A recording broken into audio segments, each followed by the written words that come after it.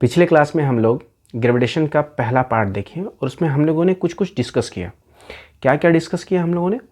तो हम लोगों ने ग्रेविटेशंस को डिस्कस किया। हम लोगों ने ये समझा कि ग्रेविटेशंस क्या है। हम लोगों ने ये समझा कि यूनिवर्सल लॉ ऑफ ग्रेविटेशंस होता क्या है। हम लोगों ने ये समझा कि यूनिवर्सल लॉ ऑफ ग्रेविटेशंस में किन किन फैक्टर्स पे डिपेंड करते हैं। साथ ही हम लोगों ने उसके फार्मूला को भी थोड़ा सा अंडरस्टैंड किया। उसके बाद कुछ क्वेश्चंस को भी हमने देखा। क्या देखा है? तो कि यूनिवर्सल लॉ को यूनिवर्सल क्यों कहा जाता है, फिर अगर उनके मास में हम डबल करते हैं, उनके मास को डबल करते हैं तो क्या वैल्यू आएगा। हमने ये बताया कि पहले बार में अगर हम मास को डबल करते हैं तो क्या वैल्यू निकल के आता है, और अगर आप दोनों मास को डबल करते हो तो आपको क्या वैल्यू निकल के आता है। क्योंकि ऑलरेडी हम इन सब चीज़ों को डिस्कस कर चुके हैं तो हम आपको इन सभी चीज़ों से गो थ्रू एक बार करवाना चाहते हैं, जैसे कि आपको चीज़ें समझने में आसानी हो। उसके बाद हम लोग देखें कि उनके बीच के दो ऑब्जेक्ट के बीच के सेपरेशंस को हाफ कर दिया जाए या डबल कर दिया जाए तो ग्रेविटेशनल फोर्स में क्या चेंजेस आएगा, इसके बारे में भी हम लोगों ने अच्छे से डिस्कस किया है। अब आगे हम लोग importance of the gravitational law को देखें कि क्या इम्पोर्टेंस है ग्रेविटेशनल लॉ का, उसके बारे में भी डिस्कस किया है। फोर्स एंड ग्रेविटेशनल कांस्टेंट कब एक दूसरे के इक्विवेलेंट होते हैं, इसके बारे में भी हम लोगों ने समझा है। फिर हमने एक न्यूमेरिकल किया है, जो कि न्यूमेरिकल जो है वो बहुत ही इम्पॉर्टेंट है एग्जामिनेशन पर्सपेक्टिव से भी, और इस चैप्टर को बहुत ही बेहतरीन ढंग से समझने के लिए भी ये न्यूमेरिकल बहुत ही इम्पॉर्टेंट न्यूमेरिकल है। तो अगर आपको ये न्यूमेरिकल समझ में आ गया तो इसका मतलब ये है कि आप ग्रेविटेशंस के न्यूमेरिकल के specially universal law of gravitation से जो न्यूमेरिकल्स निकल के आते हैं आप उसको समझने लगे हो, आप उसको अंडरस्टैंड करने लगे हो। तो इसके बाद आपको आई होप मैं मानता हूँ कि इसके बाद आपको बहुत ज़्यादा प्रॉब्लम नहीं आने वाला है। इसके बाद हम लोगों ने ये देखा कि टाइड्स क्यों अकर होते हैं ओशियन में, सी में जो टाइड्स आता है वो किसकी वजह से आता है ना। तो उसमें हम लोगों ने समझा कि जो टाइड्स होते हैं वो जो सी और ओशन में आते हैं ये हमारे मून के ग्रेविटेशनल फोर्स के कारण आते हैं। ठीक है बच्चा। अब हम लोग जो फ्री फॉल के बारे में हम लोगों ने समझा कि कोई भी ऑब्जेक्ट जब अर्थ के ग्रेविटेशनल फोर्स के कारण अर्थ की तरफ खींचा चला आता है तो इसको हम लोग कहते हैं फ्री फॉल। कुछ पिक्चर्स को भी हमने यहाँ ऐड ऑन किया है, उसके बेसिस पे भी आपको अच्छी अंडरस्टैंडिंग मिल जाएगी। ठीक है। ग्रेविटी फिर पढ़ा हम लोगों ने, which is very essential. Gravity acceleration due to gravity होता है, जिसको हम लोग जी से इंडिकेट करते हैं, जिसका वैल्यू 9.8 मीटर पर सेकेंड स्क्वायर होता है एट सी लेवल। देखो बच्चा, एक बात समझने वाली है कि पूरा अर्थ जो है हमारा वो सर्कुलर शेप में नहीं है, ये एक जियोड स्ट्रक्चर बनाता है। कहीं पे आपको डिप्रेशन नज़र आएगा, कहीं पे आपको उठा हुआ नज़र आएगा जैसे कि आपका हिमालय, कहीं पे आपको बहुत ज़्यादा हाइट नज़र आता है तो कहीं पे आपको बहुत डेप्थ नज़र आता है जैसे कि मरियाना ट्रेंच। तो आपको ये समझना होगा कि जी का value not constant at every places, but overall हम अर्थ के पर्सपेक्टिव पे जो जी का वैल्यू है वो 9.8 मीटर पर सेकंड स्क्वायर ही कंसीडर करके चलते हैं। तो आपको ज़्यादा कंफ्यूज नहीं होने की ज़रूरत है, जितना आपको बताया गया आप उसी पे बनाओ, आपके न्यूमेरिकल्स डेफिनेटली सॉल्व होंगे। आपको किसी भी तरह का कोई प्रॉब्लम 9th के क्लासेस में तो आने वाला नहीं है।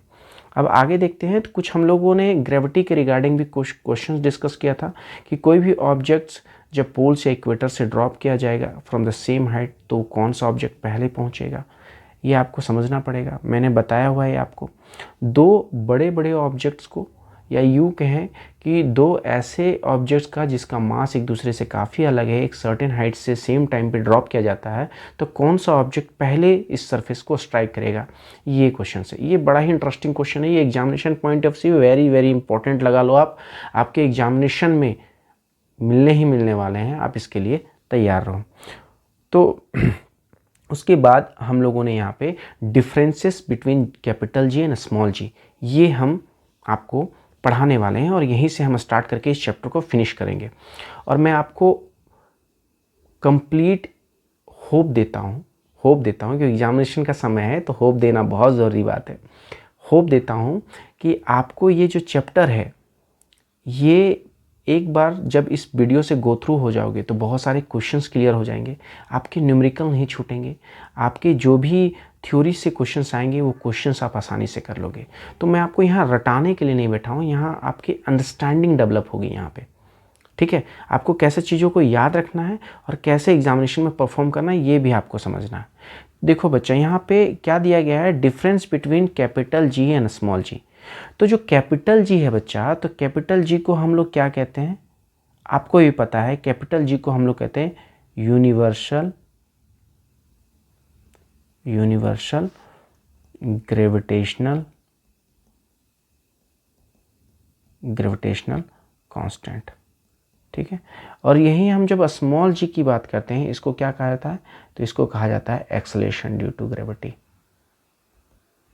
Acceleration due to gravity. तो हमारा ऑटोमेटिकली एक डिफरेंस तो ऐसे क्रिएट हो जाएगा कि कैपिटल जी को यूनिवर्सल ग्रेविटेशनल कांस्टेंट कहा जाता है और स्मॉल जी को एक्सेलरेशन ड्यू टू ग्रेविटी कहा जाता है। कैपिटल जी का वैल्यू होता है 6.67 इंटू 10⁻⁻11 न्यूटन मीटर स्क्वायर पर KG square, newton metre square पर केजी स्क्वायर। और स्मॉल जी का जो वैल्यू होता है वो 9.8 मीटर पर सेकेंड स्क्वायर होता है। और कैपिटल जी का जो यूनिट होगा आपका, जी का जो कैपिटल जी का यूनिट होगा वो न्यूटन मीटर स्क्वायर पर केजी स्क्वायर होता है। और स्मॉल जी का जो यूनिट है वो है आपका मीटर पर सेकेंड स्क्वायर। आपको एग्जामिनेशन में 2 से 3 मार्क्स के ही आने वाले हैं, तो आप ये समझ लो कि ये जब 3 पॉइंट आप मेंशन करोगे आपके हो जाने वाले हैं, 3 मार्क्स आपको मिल जाने वाले हैं, 2 मार्क्स मिल जाने वाले हैं।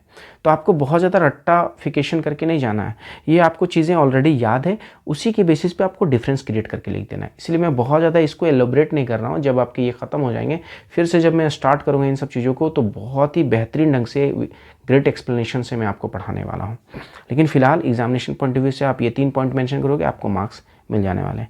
अब आगे चलते हैं बच्चा, फिर से सेम सवाल आया कि ये 2 ऑब्जेक्ट है, एक है 150 ग्राम का और दूसरा है 500 ग्राम का। और ये 2 object from the certain height same time पे जब ये नीचे किसी सरफेस पे जाके स्ट्राइक करते हैं, किसी सरफेस पे आके स्ट्राइक करते हैं, तो आप बताओ ये दोनों में से कौन पहले आके गिरेगा। तो आप शुरू से जानते हो कि सर जी, स्मॉल जी, जो कि आपका एक्सेलरेशन ड्यू टू ग्रेविटी होता है, वो gm divided by r square होता है। यानी कि जो g है वो does not depend on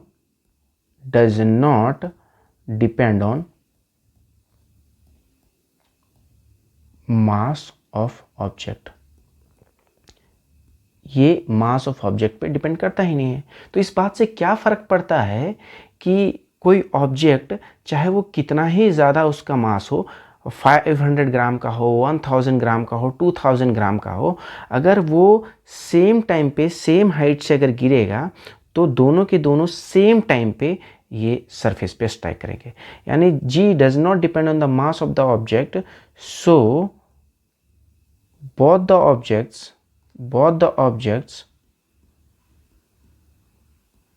with the different mass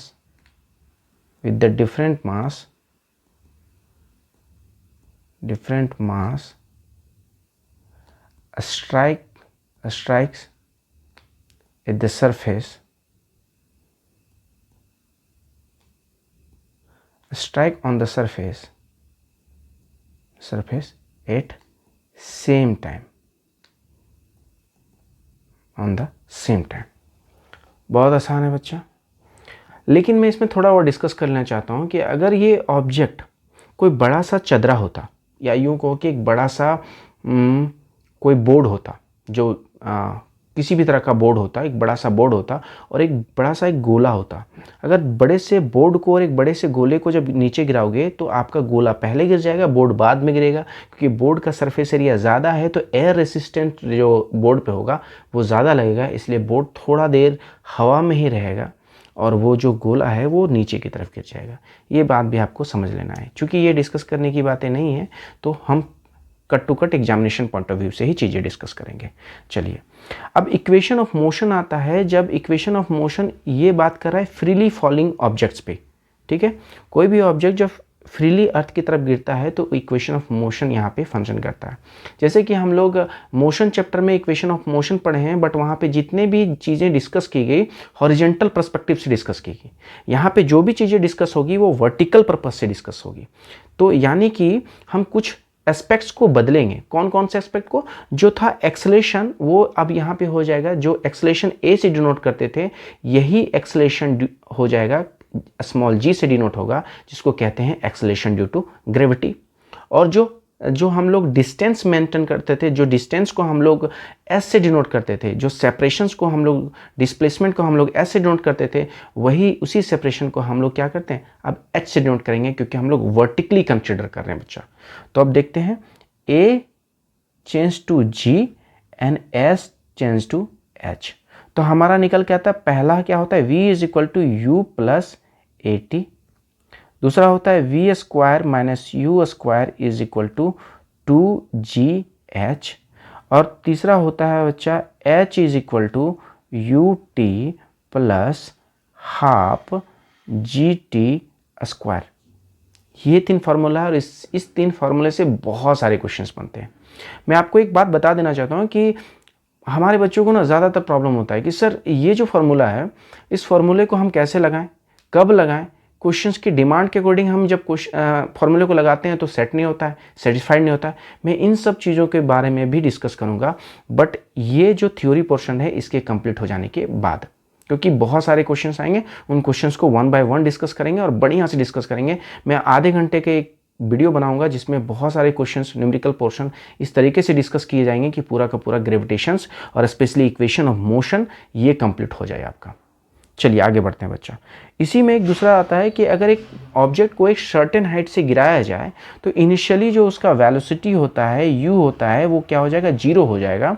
तो आप देखोगे हमारा क्या फॉर्मूला है, पहले v is equal to u plus a t. जब हमारा u 0 हो जाएगा तो v इज इक्वल टू क्या हो जाएगा, ए टी हो जाएगा।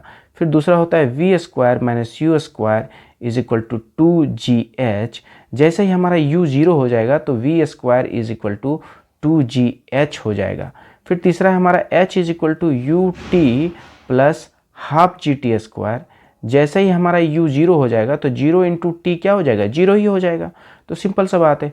तो यहाँ पे भी जो आपका बदलेगा, यहाँ पे भी जो आपका चेंज होगा वो हो जाएगा h is equal to half g t square.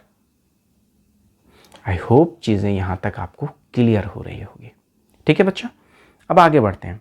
Case third में देखते हैं कि जब कोई व्यक्ति सरफेस पे खड़ा होकर कोई ऑब्जेक्ट को ऊपर की तरफ उछालता है। जैसे मैं ये पेन को ऊपर की तरफ उछालता हूँ, तो जब ये पेन ऊपर जाएगा, जबकि ऊपर जाने के टर्म में क्यों ऊपर जा रहा है, क्योंकि हम एक फोर्स लगा रहे हैं, है ना, अपने द्वारा, मेरे द्वारा एक फोर्स लगा गया, इसलिए ऑब्जेक्ट ऊपर गया। मगर अर्थ जो है ना, इस पर एक फोर्स लगा रही है, इसीलिए ये कुछ सर्टेन हाइट जाने के बाद नीचे की तरफ आने लग जा रहा है। तो जब ऊपर जा रहा है तो जी जो है, क्योंकि अर्थ के द्वारा फोर्स लगाया जा रहा है जिसको हम कहते हैं ग्रेविटी, वो नीचे की तरफ पुल हो रही है। तो ग्रेविटी जब नीचे की तरफ पुल हो रही है, ऑब्जेक्ट ऊपर की तरफ जा रही है, तो जी जो होता है इस केस में क्या हो जाता है बच्चा, नेगेटिव हो जाता है। जब जी हमारा नेगेटिव हो गया तो हमारे फॉर्मूले भी बदलेंगे। कौन सा फॉर्मूला हो जाएगा, तो v is equal to u plus g t हमारा होता है। तो अब जी हमारा चूंकि नेगेटिव हो गया तो प्लस हट के माइनस हो जाएगा। फिर हम कहते हैं v square minus u square is equal to 2gh।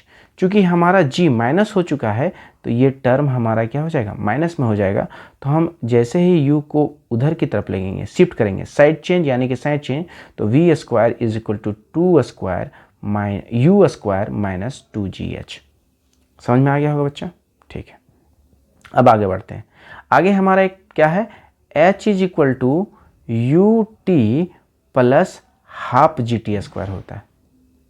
ठीक है, तो जैसे ही ये माइनस जी हमारा माइनस हुआ, ये जो प्लस है वो कन्वर्ट किस में हो जाएगा बच्चा, माइनस में हो जाएगा। तो आपको चीज़ें समझ में आ गई होंगी कि क्यों माइनस में हुआ, कैसे माइनस में हुआ, है ना। ऐसे ही नहीं आता बच्चा। ठीक है, तो आई होप यहाँ तक सब्जेक्ट जो है आपका क्लियर हो रहा होगा। अब इसी से रिगार्डिंग बहुत सारे क्वेश्चंस आएंगे जिसको मैंने ऑलरेडी आपको प्रॉमिस कर दिया है, बनाऊंगा आपके लिए वीडियो और अच्छे से आपको चीज़ें समझ में आएगी। अब चलते हैं मास का। हम लोगों को ना हमेशा फ्रॉम द बिगनिंग, हम जब भी कभी पढ़ते थे तो हमको हमेशा डाउट होता था कि ये मास एक्चुअली में है क्या, इतना कन्फ्यूज़न क्यों है मास और वेट में। तो आपको इसी कन्फ्यूज़न को दूर करने के लिए मैंने एक तरकीब निकाला। देखो मास क्या होता है, देखो यहाँ पे एक अंकल हैं, तो ये जितना जिसके शरीर में मास है, समझो आप मेरी बात, इसके शरीर में जितना मास है उसी को हम लोग मास कहते हैं और कुछ नहीं। आपके शरीर में भी जितना मास है वही आपका क्या कहलाएगा, मास कहलाता है। समझ में आ रहा है बच्चा? इसके शरीर में जितना मास है वही इसका मास है और कुछ नहीं है। तो आपको याद रखने की ज़रूरत नहीं है, इसके शरीर में जितना मास है वही मास है। अब इसको समझते हैं थोड़ा, क्या कहना चाह रहे हैं हम। मैं क्या कहना चाह रहा हूँ कि the body contain the material, है ना, बॉडी के अंदर बॉडी जितना मटेरियल कंटेन कर रही है, जितना मटेरियल होल्ड कर रही है वही मास कहलाता है। तो वही बोला गया है कि देखो the mass of your body is the quantity of material contain in it. जितना क्वांटिटी बॉडी मटेरियल कंटेन कर रही है वही क्या कहलाता है, मास कहलाता है। The material which contain by the body is called मास, है ना। इसी को अलग ढंग से बोल सकते हैं, the material which contain by the body is called मास। तो मैं इसको थोड़ा लिख भी देता हूं, the material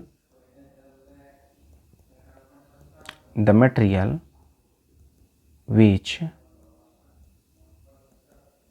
contained by the body is called mass, है ना। हो गया। अब मास जो होता है, देखो मैं कहता हूं कि अगर मैं आपको मून पे लेके छोड़ दूं, या आपको सैटर्न पे लेके छोड़ दूं, या आपको यूरेनियस पे लेके छोड़ दूं, तो क्या अपने हाथ पांव आप अर्थ पे रख के जाओगे? नहीं ना, आप अपने सारे हाथ पांव आँख कान सारे लेके जाओगे। यानी कि जितने भी मटेरियल हैं आपके बॉडी के वो सभी जाएंगे सैटर्न पे, वो सभी जाएंगे मून पे, वो सभी जाएंगे मार्स पे। यानी कि ये आपके प्लेस बदलने से आपके सारे अंग, है ना, जब आपके साथ जाते हैं, आपके सारे बॉडी पार्ट साथ जाते हैं, यानी कि टोटल मास आपका शिफ्ट होता है, तो mass will be always constant, it doesn't change with the places. तो मैं वही पॉइंट को यहाँ मेंशन करना चाहता हूँ कि मास इज ऑलवेज कांस्टेंट, ठीक है, it doesn't change from place to place. ये प्लेस टू प्लेस कभी भी चेंज नहीं करता। Mass is denoted by small M. Mass को स्मॉल एम से डिनोट किया जाता है, और the unit of mass is KG, kilogram, ठीक है। तो एसआई यूनिट कह सकते हैं हम इसको, द यूनिट कहना सही नहीं होगा, हम इसको ऐसे लिखते हैं, इसको द एसआई यूनिट, ठीक है। The SI unit of mass is KG. बस इतना ही आपको मास के बारे में समझना है। मास, ये अंकल जितना अपने बॉडी में मास कंटेन किए हुए वही मास कहलाता है। तो material which contain by the body is called मास। इसको स्मॉल एम से डिनोट करते हैं, इसका यूनिट केजी है। ये प्लेस चेंज करने के साथ नहीं बदलता है। आपको याद रहेगा, डेफिनेटली याद रहेगा। अगर आपको याद रहेगा तो आप मेरे कमेंट पे आके मेरे को बताना ज़रूर कि आपकी पढ़ाई हुई चीज़ें पढ़ने के दौरान ही याद हो गई थी, एक्स्ट्रा हमको इस पर एफर्ट नहीं करना पड़ा था। अब हम लोग वेट पे बात करते हैं बच्चा, वेट, है ना। तो वेट को जानने से पहले ना मेरे को लगता है कि ऑलमोस्ट जितने भी बच्चे थोड़े सिंसियरली पढ़ते हैं उनको कुछ कुछ चीज़ें आती होंगी। जैसे कि वेट को हम लोग जो डिनोट करते हैं वो W से डिनोट करते हैं, ठीक है, क्योंकि W पहला लेटर शुरू होता है। तो W is equal to m/g होता है। यानी कि mass and acceleration due to gravity के कंपोजिशन से the product of mass and acceleration due to gravity is called weight, ठीक है। हम इसको लिख सकते हैं द प्रोडक्ट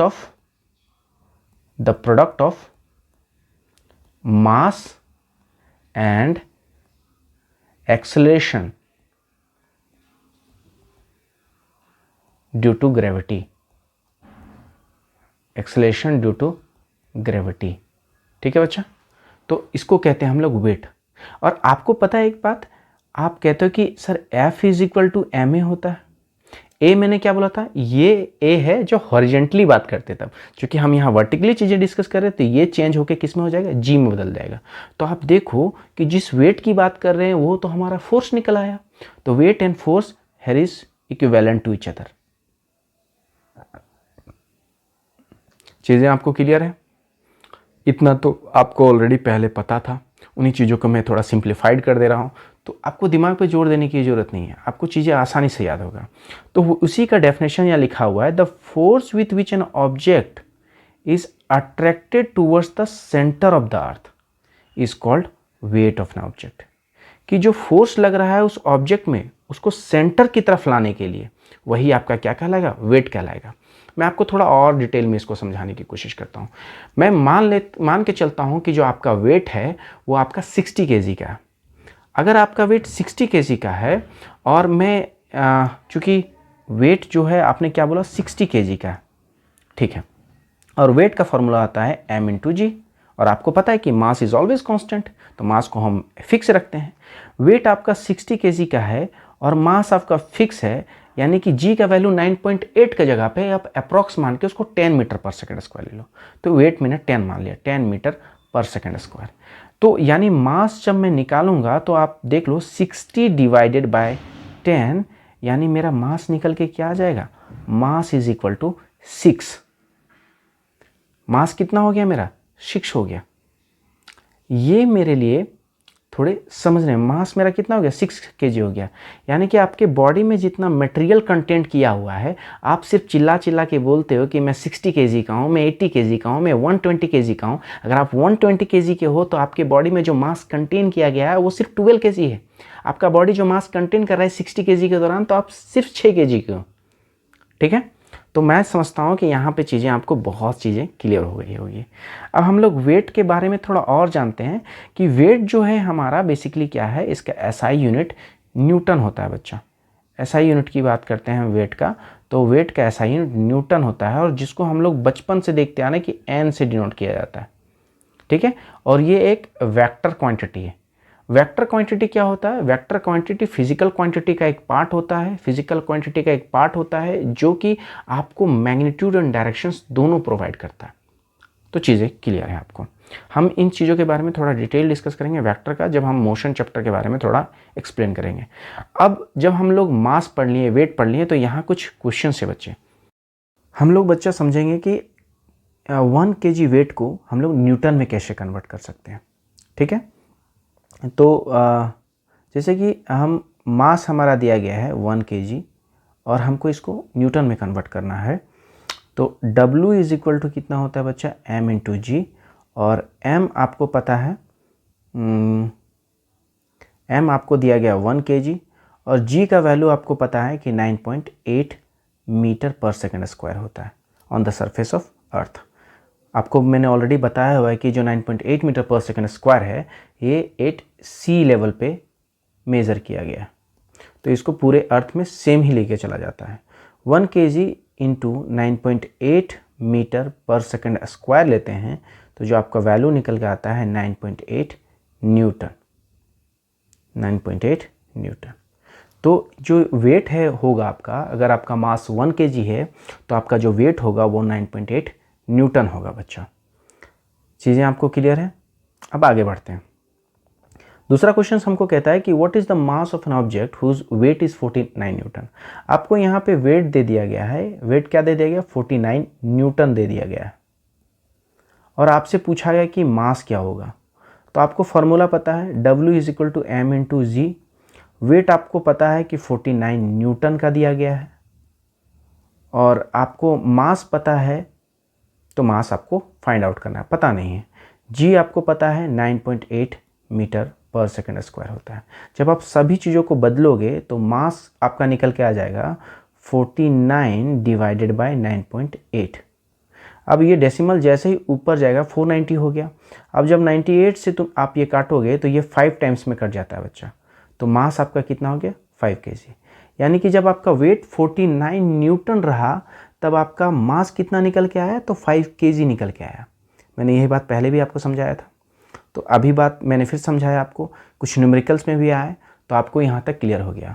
आपको ये ऐसे ही न्यूमेरिकल्स मिलने वाले हैं आपके क्लास में, इससे ज़्यादा डिफिकल्टी नहीं आएगा, आराम से आप चीज़ों को वैल्यू पुटिंग करोगे और आपको आंसर निकल जाने वाले हैं। अब हम लोग बात करेंगे बच्चा कि थ्रस्ट एंड प्रेशर पे। थ्रस्ट क्या होता है एंड प्रेशर क्या होता है। तो आप ये एक बात अपने दिमाग में क्लियरली डाल लो कि thrust and pressure both are the same thing, बस दोनों का एग्जीक्यूशन अलग अलग है, इसलिए इसको एक को थ्रस्ट कहा गया, एक को प्रेशर कहा गया।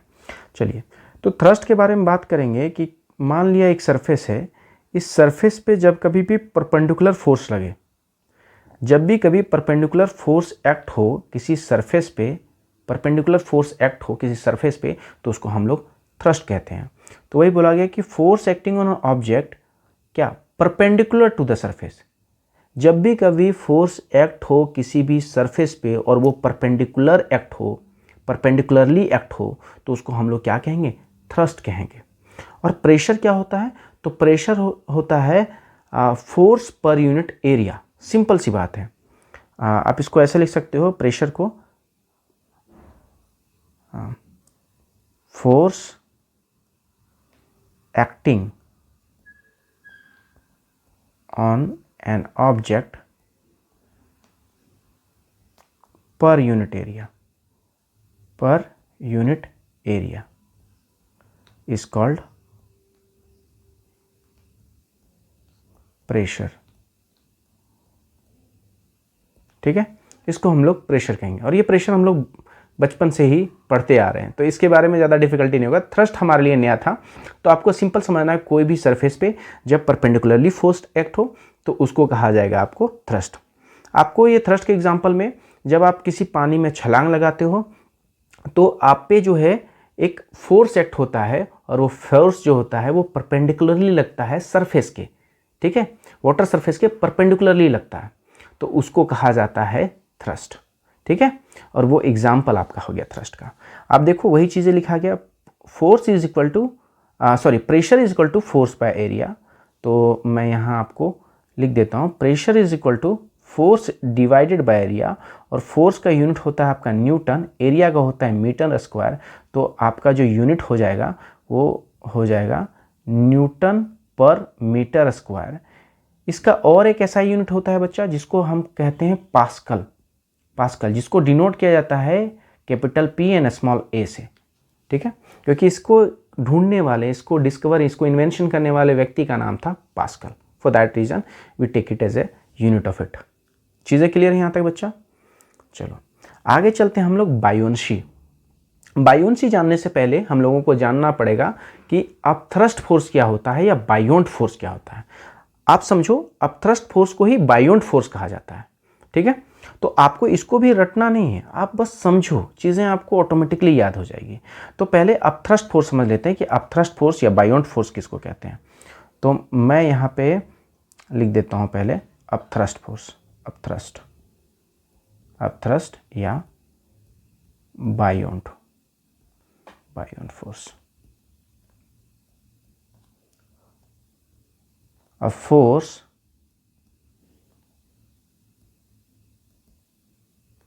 acting on an object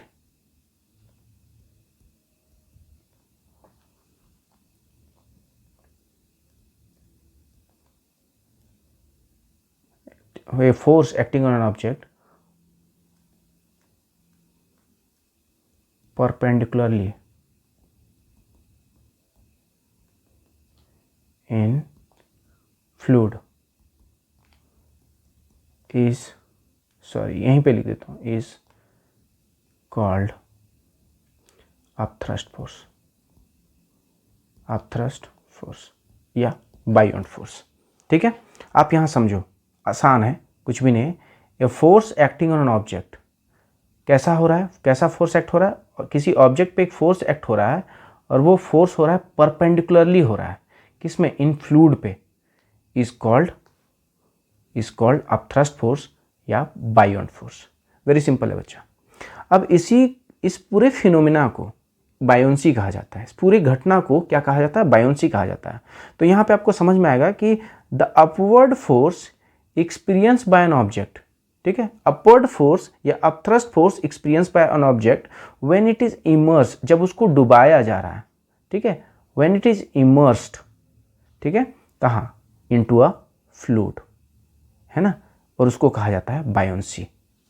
very simple है बच्चा, जब किसी ऑब्जेक्ट को पानी में डुबाया जाता है तो एक अपवर्ड फोर्स एक्ट होता है या कहो अपथ्रस्ट फोर्स एक्ट होता है उस ऑब्जेक्ट को पानी से बाहर निकालने के लिए, उसको हम लोग कहते हैं बायोंसी। वेरी सिंपल है बच्चा, ठीक है। चलिए, यहाँ तक मैं समझता हूँ कि आपको चीज़ें बहुत अच्छे से क्लियर है। लास्ट आपका 1 या 2 टॉपिक बचा हुआ है, मैं उसको भी बड़े ही आराम से बहुत ही बेहतरीन ढंग से कर देता हूँ क्लियर आपको।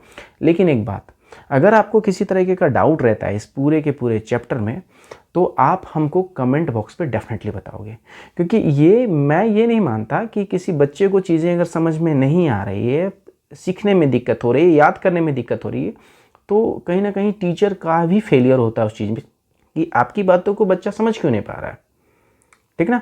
तो इसीलिए बहुत ही इंपॉर्टेंट होता है कि आप हमें बताओ कि हमारी क्या कमियां रह गई, हमने आपको उस तरीके से क्यों नहीं दे पाया, आपको उस तरीके से अपने लेक्चर को क्यों नहीं डिलीवर कर पाया कि आपको चीज़ें समझ में नहीं आई हो। तो आप हमें बताओगे कमेंट पे, तो मैं डेफिनेटली अगली बार मैं कोशिश करूँगा कि आपको चीज़ें बेहतरीन ढंग से समझ में आए, और मैं मान के चल रहा हूँ कि यहाँ तक चीज़ें आपको बेहतरीन ढंग से क्लियर है। अब ये जो अप थ्रस्ट फोर्स है ना बच्चा, तो अप मतलब ऊपर होता है, थ्रस्ट मतलब कि परपेंडिकुलरली फोर्स लग रहा है ऊपर के डायरेक्शन में, जब परपेंडिकुलरली फोर्स लग रहा है सरफेस पे, इसी को तो अप थ्रस्ट फोर्स कहते हैं, ठीक है ना। तो याद करने की जरूरत नहीं, आराम समझो। अप मतलब ऊपर और थ्रस्ट परपेंडिकुलरली, है ना, on the surface, perpendicularly on the surface जब फोर्स एक्ट हो रहा है अपर के डायरेक्शन में, इसी को तो अप थ्रस्ट फोर्स कहते हैं। तो वेरी सिंपल बच्चा, मेरा याद करने का, किसी भी चीज़ को मेमोराइज करने का मेरा एक जो तरीका है, मेरा जो टेक्निक है, वो मेरे को बहुत भाता है। और वो टेक्निक है कि जब किसी भी सब्जेक्ट को, किसी के सब्जेक्ट के किसी टॉपिक को आप पढ़ते हो, तो उसके कोर पॉइंट को आप होल्ड कर लो इन योर ओन लैंग्वेज। कोई ज़रूरी नहीं है कि आपको इंग्लिश में ही याद करने, कोई ज़रूरी नहीं है कि आपको किसी, आप अगर बंगाली बोलते हो तो बंगाली में, अगर आप किसी और भाषा से का प्रयोग करते हो, असमी करते हो तो असमी में, है ना, खोटा करते हो तो खोटा में, हिंदी बोलते हो तो हिंदी में, उसके कोर को आप होल्ड कर लो, देन उसके पेरिफेरल में सेंटेंसेस बना के उसको बढ़िया से तरीके से डिफाइन कर दो। मेरा ये मानना है ये टेक्निक डेफिनेटली वर्क करता है, और बार बार चीज़ें देख देख के रटने से अच्छा है कि एक बार बंद करके उसको रिकॉल करो। That will be valuable addition for your memorising. तो ये मेमोराइजिंग टेक्निक मेरे लिए बहुत कारगर है। मैं होप करता हूँ कि अगर आप इसका यूज़ करोगे तो आपके लिए भी ये डेफिनेटली कारगर होगा। चलिए बच्चा, अब हम लोग आगे बढ़ते हैं कि जब आप थ्रस्ट फोर्स समझ लिए, बायोंसी समझ लिए, तो हम ये भी जानना चाहते हैं कि कोई ऑब्जेक्ट डूब क्यों जाता है पानी में और कोई ऑब्जेक्ट क्यों नहीं डूबता है, कोई ऑब्जेक्ट तैरता क्यों रहता है पानी में। तो उसके बारे में समझते हैं। उसके पीछे सिंपल सा लॉजिक है, density. Density is the factor जिसकी वजह से कोई ऑब्जेक्ट डूब जाता है पानी में और कोई ऑब्जेक्ट तैरता रहता है।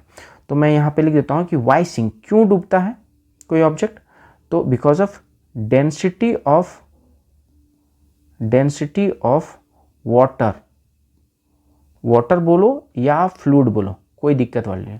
Density of fluid is greater than density of substance.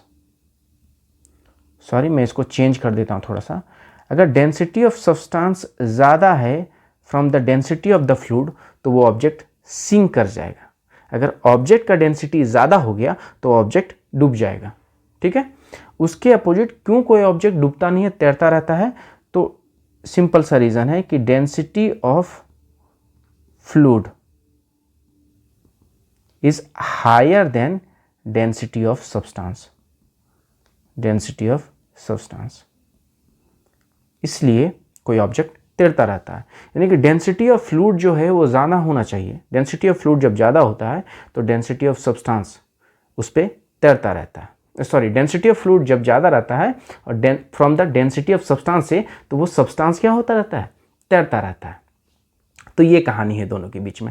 अब इसको आराम से ईजीएस्ट वे में आप अपना लिख लो। ये कोर पॉइंट है बच्चा। मैंने क्या बोला था, आप उस कोर पॉइंट को आप होल्ड करो इन योर ओन लैंग्वेज, फिर उसको आराम से आप याद करो। अब आगे चलते हैं हम इसको। मेरा एक मानना है कि density of fluid is equal to density of substances. Density of substances, इस केस में जब डेंसिटी ऑफ फ्लूइड और डेंसिटी ऑफ सब्सटेंसेस दोनों के दोनों बराबर होंगे तो ऑब्जेक्ट का क्या होगा, इस सवाल का जवाब आप मेरे कमेंट पे डाल दोगे, ठीक है। मैं होप कर रहा हूँ कि अगर मैंने इतना कुछ आपको पढ़ाया, मैंने इतना कुछ आपको दिया, तो इसके बदले में आप भी मुझे कुछ दोगे, और वो है मेरे कुछ छोटे छोटे सवालों के जवाब कमेंट पे, और कुछ ऐसी बातें जो आपको चीज़ें समझ में नहीं आई हो। चलिए अब बढ़ते हैं बच्चा, हम लोग आते हैं डेंसिटी में, कि डेंसिटी क्या है ना। डेंसिटी में हमेशा होता है कि डेंसिटी क्या है, डेंसिटी क्या है। आप सुनते भी होंगे कि किसी पार्टिकुलर लोकेशंस का डेंसिटी हाई होता है किसी पार्टिकुलर लोकेशन से। जैसे कि आप यूपी का ले लो, उत्तर प्रदेश का डेंसिटी ज़्यादा है from the other region of the states, है ना। जैसे कि उसके पड़ोसी ले लो बिहार का डेंसिटी ज़्यादा है फ्रॉम द यूपी। तो यूपी तो बड़ा है, उसमें लोग ज़्यादा हैं, तो बिहार का डेंसिटी ज़्यादा कैसे है। फिर यही कंपैरिजन बंगाल के साथ ले लो कि बंगाल का डेंसिटी कम है, बंगाल का डेंसिटी कम है बिहार से, ठीक ना। और अगर कोलकाता की बात कर लो तो कोलकाता का डेंसिटी ज़्यादा है किसी पार्टिकुलर, जैसे रांची से कोलकाता का डेंसिटी ज़्यादा है। सिंपल से बात है, इसके फॉर्मूले पे इसका डेफिनेशन और इसकी अंडरस्टैंडिंग निकल के आती है, उसी पे बात करेंगे। तो density is equal to mass divided by volume होता है बच्चा। अब इस पे समझना ये है, मैं आपको शुरू में ही समझा देता हूँ कि डेंसिटी हमारा डायरेक्टली प्रोपोर्शनल है मास से। यानी कि अगर मास को आप ट्रिगर करते हो तो डेंसिटी भी ट्रिगर होगा, यानी मास बढ़ा दोगे तो डेंसिटी भी बढ़ जाएगा, ठीक है। मास को और बढ़ाओ, डेंसिटी और बढ़ेगा। और डेंसिटी इन्वर्सली प्रोपोर्शनल है वॉल्यूम पे, यानी कि दोनों एक दूसरे के क्या है, इन्वर्सली अपोजिट है। यानी कि जब भी आप डेंसिटी को बढ़ाते हो तो मास घट जाता है, वॉल्यूम को बढ़ाते हो तो डेंसिटी घट जाता है, और वॉल्यूम को घटाते हो तो डेंसिटी बढ़ जाता है। बस इतना ही फ़र्क है बच्चा। मैं लिख देता हूँ कि जब कभी आप डेंसिटी को इंक्रीज़ करते हो, डेंसिटी बढ़ाते हो, तो इसके साथ आपका मास भी क्या होता है, इंक्रीज़ होता है। लेकिन अगर आपकी डेंसिटी में कोई अपोजिट बदलाव करना है तो आपका वॉल्यूम काम आएगा। वॉल्यूम को जब आप घटाते हो तो आपका डेंसिटी क्या होता है, बढ़ जाता है बच्चा। ये सिंपल लॉजिक है। और वॉल्यूम को जब आप बढ़ाते हो तो आपका डेंसिटी क्या होता है बच्चा, वो हमारा घट जाता है। सिंपल, अपोजिट है, ठीक है। अब हम समझते दोनों के बारे में। मास के बारे में हमको ऑलरेडी पता है कि मास हमेशा कांस्टेंट होता है। Material which contain by the body is called मास। अब वॉल्यूम की बात करते हैं तो वॉल्यूम भी हम लोगों ने मैथमेटिक्स में खूब पढ़ा है। वॉल्यूम क्या होता है, कैपेसिटी होता है किसी भी चीज़ का। किसी कैपेसिटी ऑफ टैंक ले लो, कैपेसिटी ऑफ टैंक बोल दो या कंटेनर बोल दो, जो भी कंटेनर है। तो यहाँ पे मेरे पास दो कंटेनर पड़े हुए हैं जो कि आपको किस शेप में दिख रहे होंगे, तो क्यूब शेप में आपको दो कंटेनर दिख रहे हैं। तो कंटेनर 1 ले लो, C1 लिख देता हूं मैं, और ये C2 कंटेनर 2। आप देख रहे होंगे कि कंटेनर 1 में कम बोले हैं, कंटेनर 2 में ज़्यादा बोले हैं।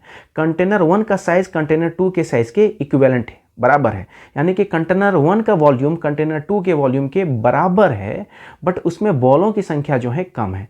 यानी कि हम ऐसे कह सकते हैं, जब बॉल की संख्या कम है तो कंटेनर 1 का जो डेंसिटी है, density of container 1, density of container 1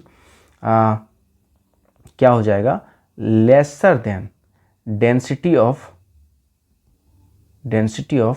container 2, ठीक है। यानी कि दूसरे वाले कंटेनर में डेंसिटी ज़्यादा है पहले वाले के कंटेनर में। वॉल्यूम सेम है बच्चा, बस मटेरियल ज़्यादा है, इसकी वजह से। चीज़ें क्लियर हो रहा है आपको? तो बस यही चीज़ याद रखना है, डेंसिटी मास से डायरेक्टली रिलेटेड है और वॉल्यूम से इन्वर्सली रिलेटेड है। यानी मास बढ़ेगा तो डेंसिटी बढ़ेगा, वॉल्यूम बढ़ेगा तो डेंसिटी कम हो जाएगा।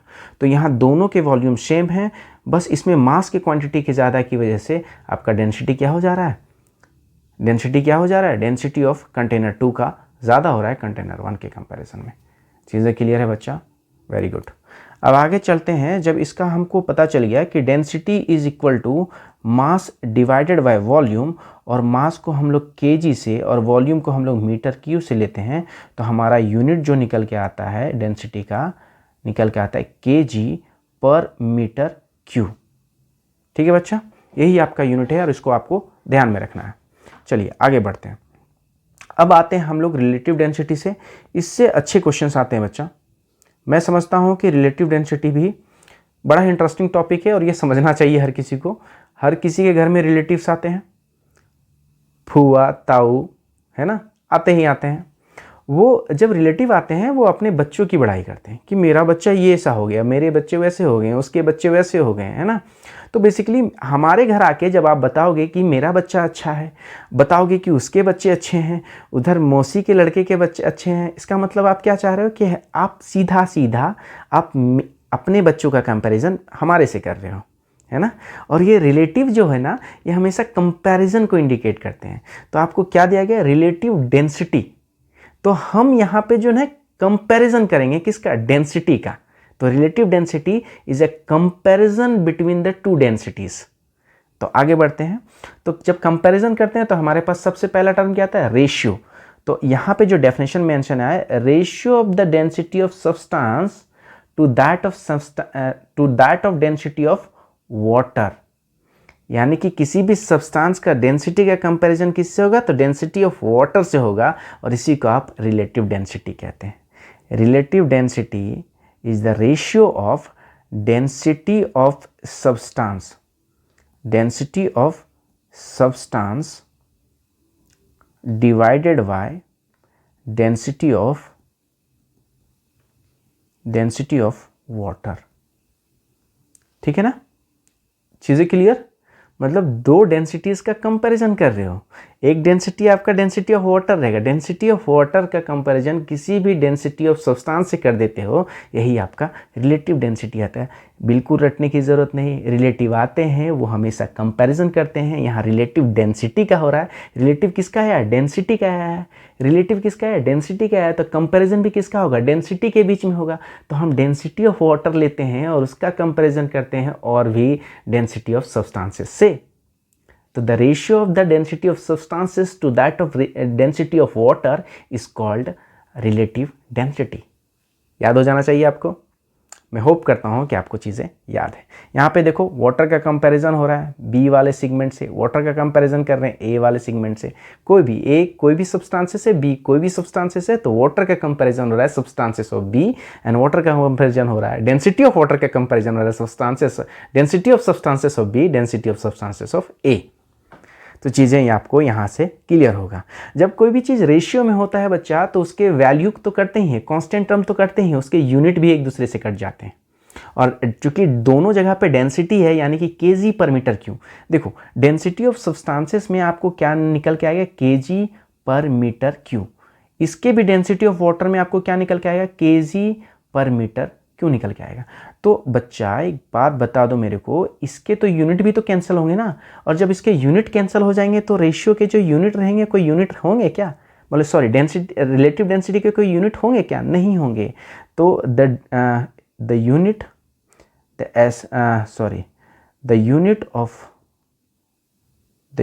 of relative density, या इसको लिख सकते हैं, ऐसे नहीं लिखते हैं, relative density is unit less. इसका यूनिट नहीं होता है, इसको आराम से सिंपल रखते हैं, relative density is unit less. बच्चा चीज़ें क्लियर है। अब आगे चलते हैं, कुछ क्वेश्चन है रिलेटिव डेंसिटी से, उसको क्लियर करते हैं। क्या बोला गया है कि रिलेटिव डेंसिटी ऑफ गोल्ड हमारा कितना दिया गया, 19.3 दिया गया, और डेंसिटी ऑफ वाटर 103 kg पर मीटर क्यों दिया गया। और हमसे पूछ लिया गया है डेंसिटी ऑफ गोल्ड, गोल्ड का डेंसिटी पूछा गया बच्चा। आप क्वेश्चन देख लो, डेंसिटी ऑफ गोल्ड आपसे पूछा गया। सिंपल है, आपको रिलेटिव डेंसिटी दिया गया है तो हम उसी के अकॉर्डिंग काम करेंगे हम। चलिए, हमको दिया गया है रिलेटिव डेंसिटी ऑफ गोल्ड, ठीक है, वो दिया गया है 19.3, क्योंकि कोई यूनिट है ही नहीं, यूनिट लेस है तो 19.3 हो जाएगा। अब हमारे पास जो डेंसिटी सिर्फ दिया है, डेंसिटी ऑफ वाटर, वो हमको दिया गया 103 kg पर मीटर क्यूब। हमसे पूछा गया है डेंसिटी ऑफ गोल्ड, तो हम लिखेंगे यहाँ पे, सॉरी डेंसिटी ऑफ गोल्ड हमसे पूछा गया है, या तो हम लिखेंगे रिलेटिव डेंसिटी इस किसका, relative density of gold is equal to density of gold divided by density of water. चीज़ें क्लियर है? डेंसिटी ऑफ वाटर H2O लिख देता हूँ मैं। तो हमको रिलेटिव डेंसिटी ऑफ गोल्ड दिया गया है 19.3 और हमको डेंसिटी ऑफ गोल्ड पूछा गया है, तो हम लिख देते हैं ऐसे कि D लिख देते हैं जिससे हमको डेंसिटी पता चले, और नीचे लिख देते हैं गोल्ड, यानी डेंसिटी ऑफ गोल्ड हमसे पूछा गया है और ये 103।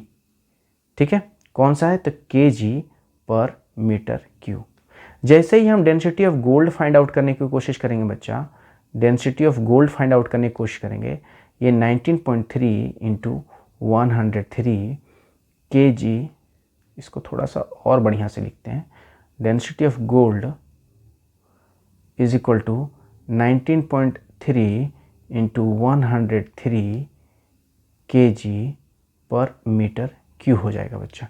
ये आपका आंसर निकल के आ गया। आई होप चीज़ें क्लियर हो। आगे बढ़ते हैं बच्चा, क्वेश्चन नंबर 2 पे आता है। हमारा मास दिया गया है 0.025 मीटर क्यू। ये मास नहीं, मीटर क्यू है, तो ये हमारा वॉल्यूम दिया गया है और हमारा मास दिया गया है 67 kg का। हमसे पूछा गया डेंसिटी ऑफ एल्युमिनियम, तो हमको पता है formula mass divided by volume. आपको मास पता है 67 kg और वॉल्यूम पता है आपको 0.025 मीटर क्यू और ये हमारा kg। तो आप यहाँ से जैसे डेसिमल हटाओगे इनटू कितना लगाओगे 1000, यहाँ 25 से काटोगे 25 चुके 100 यानी कि 40, यहाँ पे 7 चुके 28 और 6 चुके 24, 24 2 26, 2680 kg/m³ आता है बच्चा। ये आपका आंसर हो गया। कितना सिंपल है। मैं आपका आप सोच रहे होगे कि मैं इतने जल्दी जल्दी बता रहा हूँ, तो मैं आपका टाइम वेस्ट नहीं करना चाहता। एग्जामिनेशन सबके नियर हैं, सबके सर पे हैं, तो मैं चाहता हूँ कि आपको आपके एग्जामिनेशन से पहले वैल्यूएबल कंटेंट मिले, अच्छी चीज़ें मिले आपको। ठीक है बच्चा, आगे बढ़ते हैं। हमको पूछा गया average density of the earth in terms of small g, capital G and R। R है रेडियस ऑफ द अर्थ। ठीक है बच्चा, चलो आगे पढ़ते हैं। तो हमको पता है स्मॉल g का वैल्यू होता है capital G m divided by r²। चूँकि हमको डेंसिटी में चाहे एवरेज डेंसिटी ही पूछा जाए हमसे, एवरेज डेंसिटी, तो हमारा फॉर्मूला क्या होता है? Total mass divided by volume, यानी कि total mass divided by total volume कह सकते हैं हम इसको। चलो एवरेज डेंसिटी को लिखते हैं हम यहाँ पे total mass divided by total volume. Total volume clear है? यहाँ तक सिंपल है हमारा। तो यहाँ पे हम मास निकाल लेते हैं, तो mass is equal to small g r² divided by capital G। अब हम जब हम जानते हैं कि हमारा ये मास है, तो मास के जगह पे वैल्यू पुट कर देते हैं, यानी कि ये मास डिवाइडेड बाय वॉल्यूम था, तो हम मास के जगह पे वैल्यू पुट करते हैं, तो small g into r² divided by capital G, और वॉल्यूम के जगह पे v लिख दिए। कोई दिक्कत वाली बात नहीं, वॉल्यूम के जगह पे v एडजस्ट किए हैं, तो ये आ जाएगा हमारा small g r² capital G। और वॉल्यूम जब बोला गया है तो ये हमारा कैसा है? स्फेरिकल है। हमारा अर्थ जो है वो कैसा है? स्फेरिकल है। तो हम फार्मूला लगा देंगे, आपको सभी को पता है 4/3 पाई r² होता है। अब हम इसको थोड़ा सा कट करते हैं बच्चा, क्या? तो r² से हमारा ये r² चला गया। ठीक है, तो हमारा क्या निकल के आ गया? तो ये हो जाएगा 3g डिवाइडेड बाय 4πg। ये आपका क्या हो जाता है? Average density. ठीक है बच्चा, ये आपका आंसर निकल के आया। आई होप चीज़ें क्लियर हो रही हो आपको। अब आते हैं हमारे सबसे लास्ट टॉपिक, यानी विच इज़ वेरी इंपॉर्टेंट एंड समझना ये ज़रूरी है, क्योंकि ये आर्किमिडीज साहब का बहुत लंबे समय का शोध था, बहुत लंबे समय का एक्सपेरिमेंट था। तो इसको बढ़िया से समझते हैं। लास्ट टॉपिक है, वी डोंट